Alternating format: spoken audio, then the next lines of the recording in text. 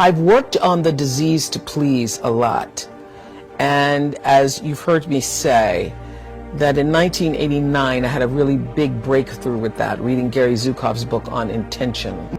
So I started literally living an intentional life where I don't make any decisions unless I think about what is my true, pure motivation for doing it, because I do recognize the law of cause and effect that says the intention informs even the cause, so that before you have an action, there is a reason for you taking that action, and the reason for the action is what's going to actually show up in your life on the other end. That's what's going to come back to you, that intention.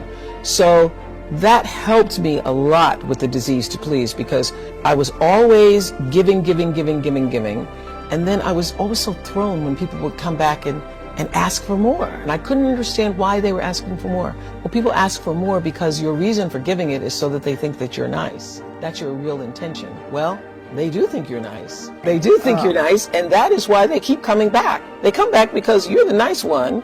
You're going to say yes when even you mean no. So you're the person I'm going to call to go pick up my kids when I can't or don't want to, because you're going to say yes even if you don't want to do it. So that's why people keep coming back, when your intention is not really clear. So that took a lot of fear away from me. But at least for me, clarity of intention helped me live a more fearless life. You cannot live a brave life without disappointing some people. But those people who get disappointed, it's really okay. The people who really care for you, the people who are rooting for your rise, will not be disappointed. The only people who are disappointed are people who have their own agenda, and their agenda is not aligned with your agenda. And that's how I make myself brave. I say, well, the people who really care about you, who want you, who are rooting for your rise, those people who are rooting for your rise, they're going to be okay when you say no. I never read any comments that are coming from negative people. If I start to read something and shut it down, I will not take that in. I have a kitchen cabinet, and I've had a kitchen cabinet since the beginning of my career. Different people have been in that kitchen cabinet over the years, but there are a few people who are my resource, who I know are going to tell me the truth. Your cabinet can go through all of those comments, because feedback is great and you can get it immediate now. Your cabinet will go through and they can share with you the things even that are negative, but that are not mean-spirited. I'd come off the glory and the victory of 25 years of the Oprah show, and was trying to put together the pieces of building a network without the right pieces. I really was trusting other people's ideas about how to do it, and it wasn't until I had the good sense to bring in my own team of people whom I'd been working with for, the past decade, that things start to actually fall into place for me. And one of the great things about, for me, doing interviews all these years on the Oprah show and on OWN, was that I got to learn from other people's mistakes. So I paid really close attention to the stories, and I got to hear everything and everybody, all the theories and all the stories and all the layers and layers of dysfunction, along with people's victories and their triumph. I took it in. I was a student of it. I wasn't just a talk show host. I was a student. I became a student of life, other people's lives, and how to live well by listening to those stories. So I paid real attention. I'm at a point in my life where I can literally rejoice in the knowing space that I hold. There's a sense of confidence that can only come, I think, when you know and are assured that you are living life well, and not from the point of view of having a lot of things, but living life from the center space. When you're living bravely. When you're living bravely because you're living your truth. It was during my show that I absolutely learned for sure, for myself, through other people's stories, that there really isn't any such thing as failure. And I could see the thread of courage that was required every time you fell down. I could also see that failure was just there to inform you to move in a different direction. It's just there to say, hey, not this way, over here, not over there, wrong place. And once I figured that out, it became easier to be brave. For me, education is about the most important thing, because that is what liberated me. Education is what liberated me. The ability to read saved my life. I would have been an entirely different person had I not been taught to read when I was at an early age. My entire life experience, my ability to believe in myself, and even in my darkest moments of sexual abuse and being physically abused and so forth, I knew there was another way. I knew there was a way out. I knew there was another kind of life because I'd read about it. I knew there were other places and there was another way of being. And so it saved my life. So that's why I now focus my attention on trying to do the same thing for other people. Education. I don't think you ever stop giving. I really don't. I think it's an ongoing process. And it's not just about being able to write a check. It's being able to touch somebody's life in such a way that Mrs. Duncan touched mine. It's being able to make a child see the light in him or herself, making someone else see that for themselves. I know that if I didn't have the money, listening to somebody who had it, I'd probably not believe them. Because you can't believe it. Because if you don't have money and you're just trying to make ends meet, you think if you just could make ends meet, that would make everything all right for you. What I know is that if you do work that you love and work that fulfills you, the rest will come. And that I truly believe that the reason I've been able to be so financially successful is because my focus has never, ever for 1 minute been money. And the fact that the money has come has really surprised me. I've been just really surprised and delighted and very pleased and many times overwhelmed by it. But the money has never been the focus. The reason, I think if you're on the road to success is if you would do your job and not be paid for it. And I would do this job and take on a second job to make ends meet if nobody paid me, just for the opportunity to do it. That's how you know you're doing the right thing. One of the things that, if I may pat myself on the back for, is that I try to surround myself with people who are smarter than I am. I think that the ability to be as good as you can be comes from understanding who you are and what you can and cannot do. And what you can't do is far more important than what you can do, if what you can't do is going to keep you from flying as high as you can. Now, when my lawyer first came to me and said, you can own your own show, it literally took the ceiling off my brain because I had never even thought that high before. I never even thought that was possible. And everybody needs somebody in their life to say, yes, you can do it. I have a niece who's 15, who several years ago, I said to her the same thing my father said to me. I said, you are too smart to get C's. I mean, I heard my father speaking. We were crossing the street one day and she was talking about her grades. You're too smart to do that. You could be an A student. And she said, do you really think I can? Oh, of course. I said, you're such a bright person. And she started getting A's and said to me a year later, nobody ever told me I could. And I think one of the most important lessons to learn is that we are all responsible for our lives, but nobody gets through this life alone. Everybody needs somebody to show them a way out or way up. Everybody does. See, I feel best in surroundings where other people are smarter than I am because I feel like I can always learn something from them. One of the other big lessons I've learned, particularly in business, I think you have a responsibility to yourself to learn as much about your business as you can. And so I sign every check, although it is now tedious because the bills that come in from maintaining a studio, everything from Federal Express to Xerox to every tape that needs repaired and so forth, it gets to be a lot. I have stacks and piles of checks to do, and I know that there are a lot of successful people who don't do that. I still have a tenement mentality. I've been very, very poor in my life. And so the idea of having money and not being responsible and knowing how much money you have and keeping control of it is not something that I personally can accept. I know that there are other people who can, but it is not a possibility for me. I need to know where it is. I mean, there are times I think I want to go to the bank and say, show it to me, because, just seeing it on a piece of paper, anybody can print out a piece of paper. So, I watch it very carefully and try to maintain responsibility for it. But my success in business has come, when I first started being a, quote, businesswoman, I worried about how do you do this? And I realized that you do this the same way as you do anything else. You be fair. You try to be honest with other people and you be fair. What I know for sure is if you focus on the substance, the success will come. And most importantly, let failure be your friend. There are going to be times, of course, where you're going to win a lot. A lot of things are going to go your way. And it's wonderful to bask in that adulation and to feel proud of your successes. But it's the times when things go wrong, when you fall or fail, that you're actually going to learn the most about yourself. You know, all those years on the Oprah show, 25 years, we were the #1 show for 25 years. And that's because I lived with the intention to serve the audience.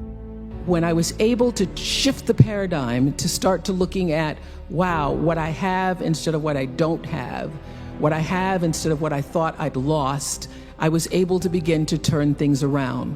But it's those moments of uncertainty. It's the moments where all of my mistakes show up on the evening news. I can tell if I've done something wrong. It's on the CNN crawl. I can read about it. But learning from the moments where things weren't going so great, being able to get still, to connect with that which I know is God, the force, the power greater than myself, and to come back and realize that in order to move forward, you move forward by taking the next right step. You don't have to know everything to do. You don't have to know all the steps to make. Just what is the next right move. And then there's this. I leave you with this. Nobody makes it alone. Nobody. I don't care what they look like. I don't care what their Insta posts say. Nobody makes it alone. And so you will get nowhere without a spiritual practice.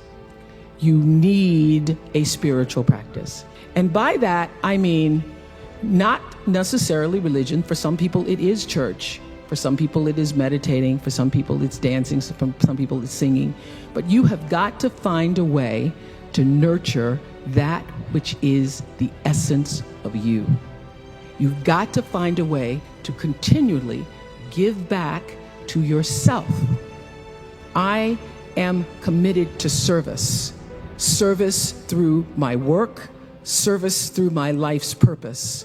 And if you make a commitment, a conscious intention to be committed to the work that you do, to the relationships that you have, your life will unfold with such beauty and grace through that commitment. You know, every day until the very final shows of the Oprah Winfrey Show, I would have the producers come in and tell me ahead of time what their intention for every show was, because I figured out around the second year of doing that show that it wasn't just about being on television and performing, that here was this opportunity, this offering I could give to people through the service of a television show to better see themselves through the stories that we're telling, and through those stories help themselves to improve their lives. So I started using television as a tool of service. So as you're trying to figure out, what do I do? How should I do it? First of all, I will say this, that when you don't know what to do, my girls have heard this over 100 times. When you don't know what to do, you do nothing. You get still until you do know. Because when you have to ask everybody else, should I do this, should I, and that's whether it's buying a pair of shoes or going with a guy, buying a house, taking a job, should I? When you have to ask everybody else, it means you don't really know the answer fully yourself. So you get still, be still, and know the answer will come. So many people are worried about building a brand. I hear kids on social media talking about their brand. And I used to really resent the word when people would say to me, oh, you have this brand, because I never even thought about a brand. I just thought about day in and day out, making the best right choice for me. But now I embrace it because I recognize people see me as a brand. But for me, it's not a business. It is a question of, what do you stand for? And I will say this, you're nothing if you're not the truth. So I've made a living, I've made a life, made a fortune really, from being true to myself. And that's if I could leave you with any message today, that is it. The biggest reward is not financial benefits, though it's really good. You can get a lot of great shoes. Nothing wrong with great shoes. But those of you who have a lot of shoes know that having great shoes and a closet full of shoes or cars or houses or square footage doesn't fill up your life. It doesn't. But living a life of substance can. Substance through your service, your offering of your whole self. And the baseline for how do you live a life of substance is whatever is the truth for you. What do you stand for? So when I first started making money, and it was, my salary or my earnings were published all over the place. I mean, the first year I was like, really? Did I make that much money? Oh my God. It was very difficult for me to figure out where my boundaries were because I'd grown up poor and didn't have anything. So it's easy when you don't have anything and people ask you for money and they say, I need $500. You say, I don't have it because I'm just trying to get my rent paid. It's harder when your multi-million-dollar salary is now in the paper and you get a lot of friends and cousins you didn't have before. So how do you set boundaries for yourself? I was having trouble setting boundaries for myself for even strangers. People would just show up at my door in Chicago and say, Oprah, I left my husband, please help me. And I would, because she knows I have it. So what I learned is that the reason why people keep showing up is because my intention is to make them think that I'm such a nice person, that you can ask me for anything, you can get me to do anything. I'm going to say yes, I'm going to say yes. So when Stevie called me this time, I thought I'd try out my first no on Stevie. Let's start big. He wanted me to donate some money to a charity, and I didn't want to donate to the charity because I have my own charities and I care about a lot of people, but the problem is when you have money, everybody thinks you just want to give to everything. So I said to Stevie no. And as a person who has that disease to please, I was waiting for him then to say, I will never speak to you again. I will never call you. I will never sing a song for you. And he didn't. He just said, okay. Okay? Okay, it's okay? He said, okay, check you later. What I learned from that is many times you will have angst and worry about things. Put yourself in a state, like someone said this morning because their phone went off, they were mortified over a phone. I said, really? You will put yourself in a state when the other person really isn't even thinking about you. So learning that I could specifically determine for myself what the boundaries were for me, what I wanted to do, give my money, give my time, give of my service to who I wanted to give it to when I did, that I get to make that decision. Just because you have all of these demands on your time and on you doesn't mean that you have to say yes. You get to decide because you're the master of your fate, the captain of your soul, as William Ernest Henley said in Invictus. And understanding that really changed the meaning of my life in that I was no longer driven by what other people wanted me to do, but took charge of my own destiny, making choices based upon what do I feel is the next right move for me. I've lived with who do you think you are my whole life. Not from myself as much as what was reflected to me. Because who do you think you are? You're a little color girl, come from Mississippi. Who do you think you are? You're sitting up on national television. Who do you think you are that you can have? Who do you think you are that you can? So I used to fear hearing the term, who do you think you are? Or you must be pretty full of yourself. Now I work at being full. I want to be so full, I am overflowing. So when you see me coming, it ought to make you proud. To borrow a line from Maya Angelou's Phenomenal Woman. When you see me coming, it ought to make you proud. And what you see is a woman so full, I'm overflowing with enough to share with everybody else. I'm going to own the fullness without ego, without arrogance, but with an amazing sense of gratitude that I've been born at a time where I am female on the planet and I have the great pleasure and freedom to fill myself up. Knowing who you are. Knowing who you are. Being able to answer this question, who am I and what do I want? You know, many times when I go out of the country, I am baffled by that question. To explain what is your occupation. I've stood there for 10 minutes. Well, am I a talk show host? Well, I'm more than a talk show host. Am I a businesswoman? I'm a businesswoman. I'm more than a businesswoman.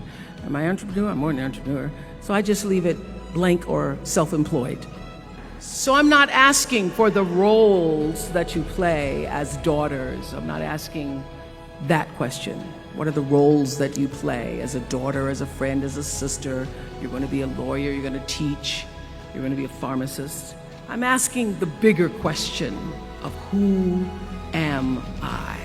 Who am I really? My answer is I am God's child. I am that which is born of all that is. I am, as Pierre de Chardin said, a spiritual being having a human experience. All that is possible for me. That's who I am. And what do I want? I don't want to just be successful in the world. I don't want to just make a mark or have a legacy. You must have some kind of vision for your life. Even if you don't know the plan, you have to have a direction in which you choose to go. You want to be in the driver's seat of your own life, because if you're not, life will drive you. Knowing who you really are in this space and time that we embody. What do you want? Who are you? Always do the right thing. Be excellent. People notice. Think of how you notice. You go to Taco Bell, somebody gives you an extra napkin and some sauce. You notice. You want to go back to that person, because even at Taco Bell, excellence shows itself. And what I know is that when you are excellent, you become unforgettable. People remember you. You stand out. Regardless of what it is, you become an unforgettable woman. And that is what we all want. We want to be unforgettable and not forgettable. So doing the right thing, even when nobody knows you're doing the right thing, will always bring the right thing to you. I promise you that. I remember many times on my show. There are many shows y'all never saw. And the reason you didn't see them is because I got the last vote. And I remember 2010, my team, hardest working team in television, had done this interview with a woman who turns out she was a Sunday school teacher by day and a sex addict at night. And they were like, you won't believe it. We got her going out, we got her with the men, and we get to show her, and she was willing to show us everything. I sat down with the woman for an interview that was taped. And during the process of the interview, I said, why are you doing this? And she said, oh, I want to help people. I want to tell my story and I want to help people. I said, do you have children? She says, yes, I have a 10-year-old son. I knew right then, this is never going to see the light of day. So we got off the air and I said to the lady, we are not going to air that show. And she said, why? My producer said, why? She knew she was being filmed. She knew what she was saying. She knows what you... I said, because her son will never get over it. Not worth a rating point to me to know that there's a 10-year-old boy who's destroyed because his mother went on the Oprah Winfrey show and told all her business. You do the right thing even when other people think it may not be. And oftentimes when you make a decision to do the right thing, immediately you're faced with doubt. Was that the right thing? Was that the right decision? I don't know. Was that the right thing? You always know it's the right thing when in the end there is peace. You are rewarded by peace. The most important thing I have come to know in doing the right thing and making the right choices is understanding people don't always like you and they're not always happy for you. And if you surround yourself with people who are not accustomed to your success, they become fearful. They become scared because you are reflecting back something to them that they don't recognize. Now, they're not going to say, you know, I'm very fearful because you're reflecting back to me something I don't recognize. They're going to say, you know what they're going to say? They're going to say, who she thinks she is. Who she thinks she is. That only happens when you are around people who do not mean and want and aspire to the best for you. People who want the best for you want you to be your best. So my greatest advice to you is to surround yourself with people who are going to fill your cup until your cup runneth over. I did this at the end of my show. I did my favorite guest of all times. That's hard to do out of literally thousands and thousands. There's like 35,000 people I interviewed over the years. But there was one woman out of all the celebrities, out of all of the famous, non-famous, infamous people. One woman. Who was she? Her name is Terai Trent. Listen to this story.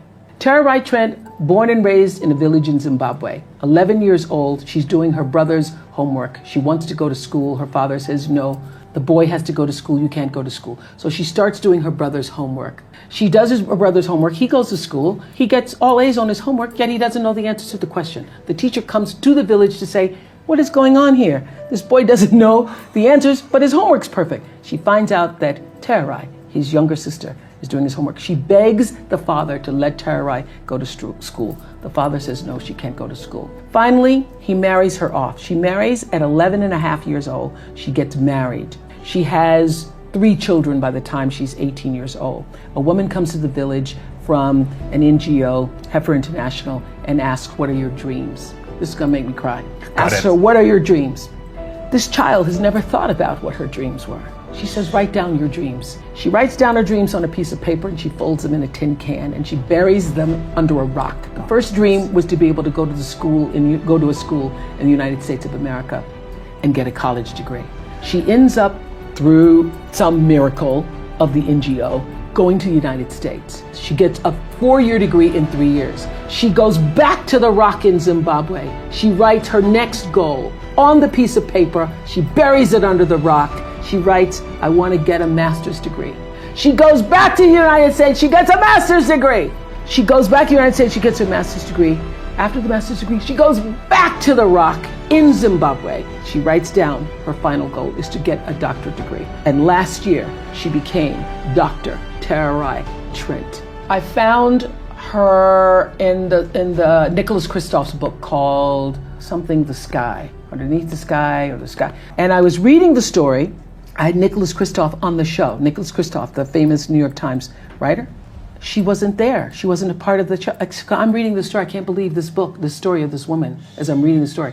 So when we go to do the show, the producers have Nicholas Kristof on. They bring on other guests, but this woman isn't there. I go, how could you not have her there? So we tape another show with Nicholas Kristof. We go back. I go, fine. We're going to find that woman, Terai Trent. By this time, she's living in the United States. We followed her back to Zimbabwe, to the rock. We pulled the tin can from underneath the rock. And that is my favorite guest of all time. The reason why Terai Trent is my favorite guest of all time is because she represents in that one story of the little girl in a village in Zimbabwe who had a dream, the heart and depth and discipline to pursue it. She represents everything I tried to say in every show in 25 years. She literally, through her life story, sums up the message that I was trying to give to every single one of my viewers. You can. Keep trying. Don't give up. When I was about 8 years old, I grew up in the church, and I was going to one of those Women's Day, you know how we have church all day long. The little girl that was supposed to be there to do a recitation had gotten ill.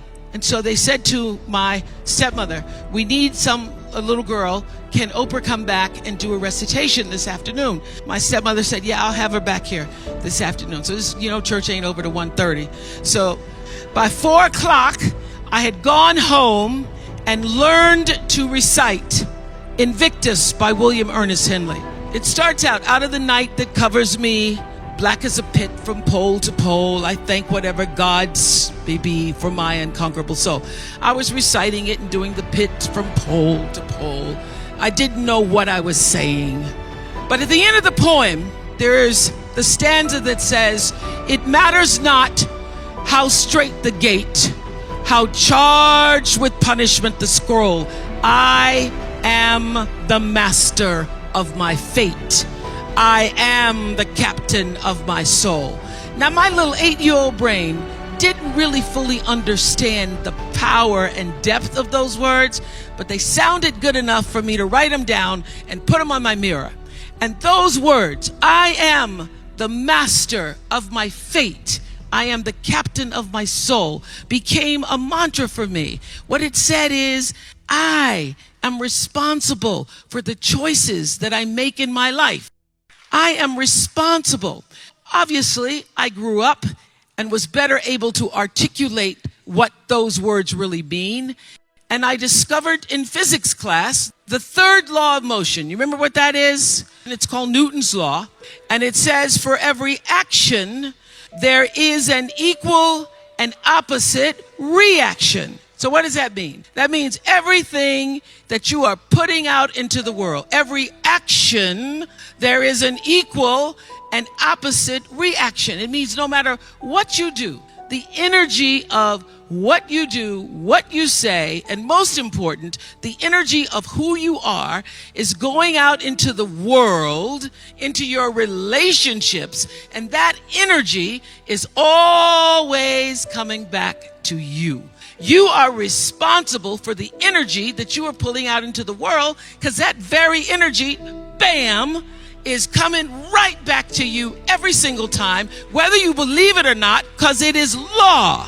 Everybody has a different talent. And the reason we're all so messed up is because you're looking at everybody else's talent and wishing you had some of their talent.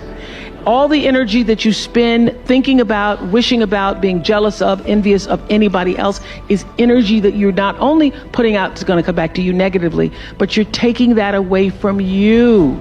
All your energy should be forced on, what do I have to offer?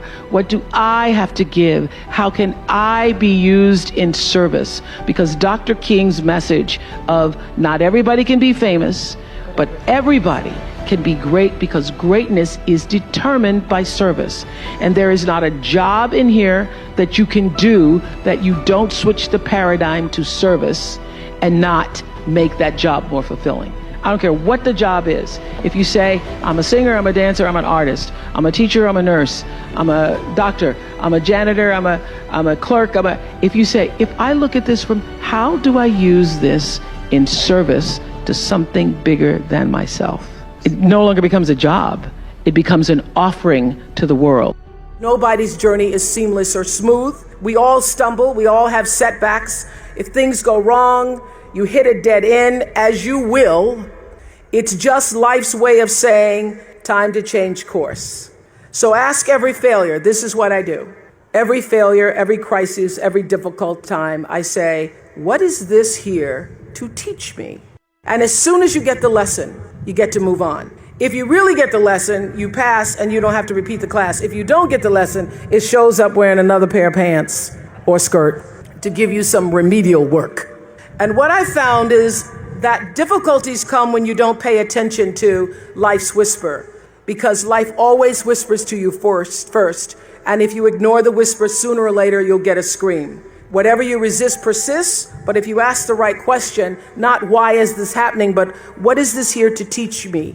What is this here to teach me? It puts you in the place and space to get the lesson you need. My friend Eckhart Tolle, who's written this wonderful book called A New Earth, it's all about letting the awareness of who you are stimulate everything that you do. He puts it like this. He says, don't react against a bad situation, merge with that situation instead, and the solution will arise from the challenge. Because surrendering yourself doesn't mean giving up, it means acting with responsibility.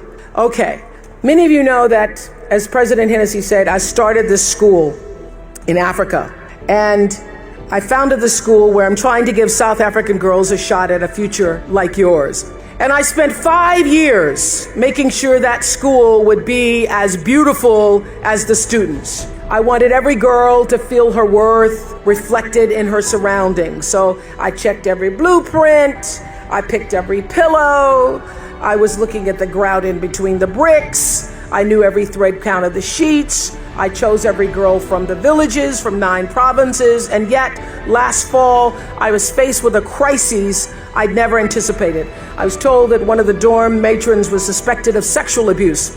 Well, that was, as you can imagine, devastating news. First I cried, actually I sobbed for about a half an hour, and then I said, let's get to it. That's all you get, is a half an hour. You need to focus on the now, what you need to do now. So I contacted a child trauma specialist, I put together a team of investigators, I made sure the girls had counseling and support, and Gail and I got on a plane and flew to South Africa. And the whole time I kept asking that question, what is this here to teach me? And as difficult as that experience has been, I got a lot of lessons. I understand now the mistakes I made because I had been paying attention to all of the wrong things. I built that school from the outside in, when what really mattered was the inside out. So it's a lesson that applies to all of our lives as a whole. What matters most is what's inside. What matters most is the sense of integrity, of quality, and beauty. I got that lesson. And what I know is that the girls came away with something too. They've emerged from this more resilient and knowing that their voices have power. Life has dreamed a dream for you. And your goal, your number one job is to figure out what that dream is. And align yourself with the dream. Because the dream cannot come to you unless you're willing to meet it energetically in the same place. So if your energy is off, which I say to my girls all the time, they could teach this class right now, on being in flow. If you are not in flow with God's dream for you, with life's dream for you, if you are out of order, if you are out of sync, it cannot come to you. It will not come. Because the whole purpose of your life is to line yourself up with the purpose.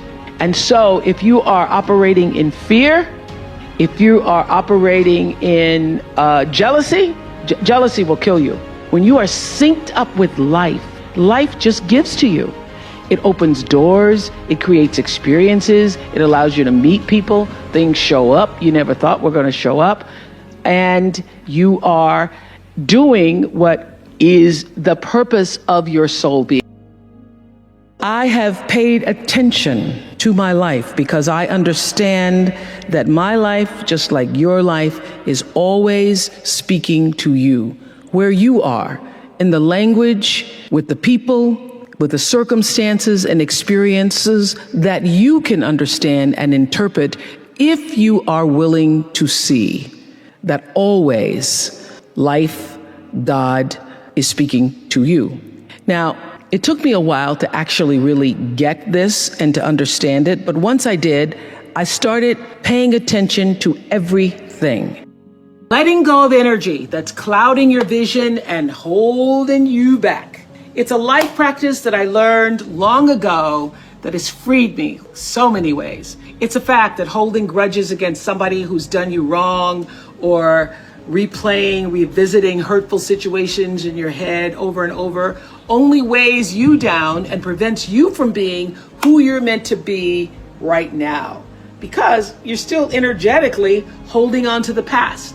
The energy that you put into constantly rewinding to the resentment. Why did they do that? Why did they say that to me? I didn't deserve to be treated that way.